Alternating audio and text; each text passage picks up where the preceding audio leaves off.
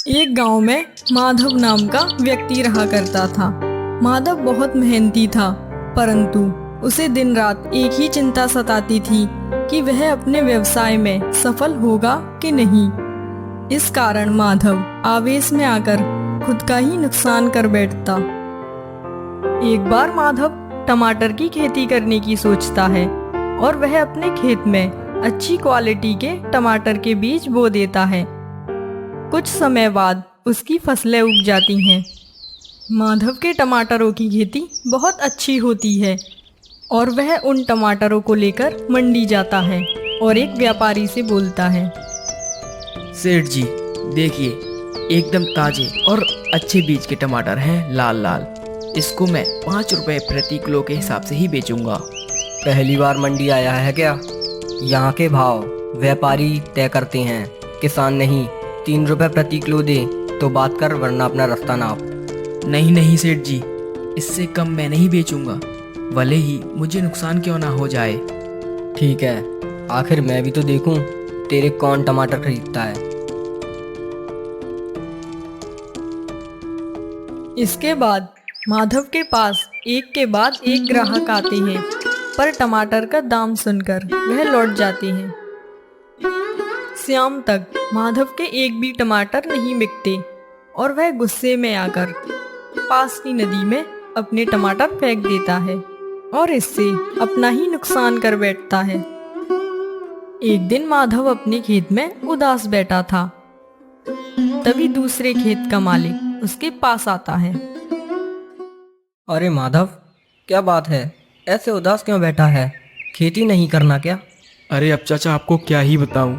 पिछली बार मैंने टमाटर की खेती की थी, परंतु मेरे टमाटर नहीं बिक पाए। मैं जो भी कार्य करता हूँ उसमें मुझे असफलता ही मिलती है। अब समझ नहीं आ रहा मैं क्या करूँ। तू चिंता मत कर, तू कल सुबह ही प्रसिद्ध संत बाबा के पास जा, वही तुझे अब मार्गदर्शन दिखाएंगे। जी चाचा, मैं कल सुबह ही उनसे मिलने जाऊंगा। अगली सुबह चाचा की बात सुनकर माधव संत से मिलने पहुंचता है। माधव संत जी से बोलता है। संत जी, मैं बहुत मेहनत करता हूँ, हमेशा सफलता पाने के लिए कोशिश करते रहता हूँ, पर फिर भी सफलता नहीं मिलती। मेरे बने बनाए काम भी बिगड़ जाते हैं। आप ही मुझे कोई मार्गदर्शन दीजिए, भले ही मैं कितनी भी मेहनत करने के लिए तैयार हूँ, बस आप मुझ पर कृपा कीजिए। संत जी माधव से बोलते हैं। माधव, मैं जानता हूँ तुम मेहनत तो बहुत करते हो, पर तुम में एक कमी है। कमी? वो क्या है संत जी? वो है इस जादुई ताबीज की। इसमें मैंने वो सारे मंत्र लिख दिए हैं जिससे तुम्हें सफलता प्राप्त होगी। इसे पहनकर तुम जो भी काम करोगे उसमें तुम्हें सफलता प्राप्त होगी। ठीक है बाबा जी, आप मुझे ये ताबीज दे दीजिए। नहीं नहीं, परंतु तुम यह नहीं कर पाओगे, ये तुम्हारे बस की नहीं है। आप बताइए तो, आखिर करना क्या है? इसे सिद्ध करने के लिए तुम्हें एक रात कब्रिस्तान में बितानी होगी। यदि तुम सुबह तक जीवित बचे तो तुम वो सारे काम कर सकते हो जो तुमने सोच रखा है। तुम्हें सारी कामों में सफलता प्राप्त होगी। शमशान का नाम सुनकर माधव का चेहरा उतर जाता है और माधव संत जी से बोलता है। शमशान? ठीक है महाराज, यदि आप बोल रहे हो तो मैं जरूर इस ताबीज को सिद्ध करने शमशान जाऊंगा। मुझे भी इस जीवन में कुछ करना है और ये मैं करके दिखाऊंगा। माधव, ये कोई साधारण ताबीज नहीं है, ये हमेशा तुम्हारी रक्षा करेगा। संत जी के कहने पर माधव पूरी रात शमशान में ही बिता देता है और सुबह होते ही सबसे पहले माधव संत जी के पास जाता है। संत जी, आप महान हो और आपका दिया हुआ ताबीज भी बड़ा ही चमत्कारी है, वरना मुझ जैसे डरपोक इंसान की कहाँ हैसियत है जो अकेला शमशान में पूरी रात बिता दे। माधव, वादे के मुताबिक अब तुम जो हासिल करना चाहो वो प्राप्त कर सकते हो। धन्यवाद संत जी। कल्याण भव। इसके बाद माधव का जीवन पूरी तरीके से बदल गया। वह जो भी करता पूरी विश्वास और मेहनत के साथ करता।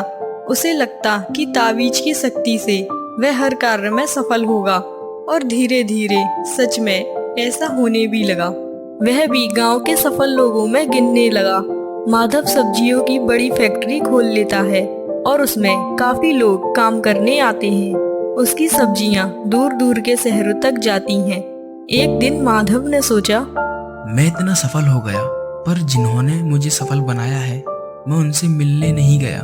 क्यों ना कल सुबह ही उनसे मिलने जाऊं। माधव अगली सुबह ही संत जी से मिलने जाता है और अपने तावीज की शक्तियों के बारे में उन्हें बताता है।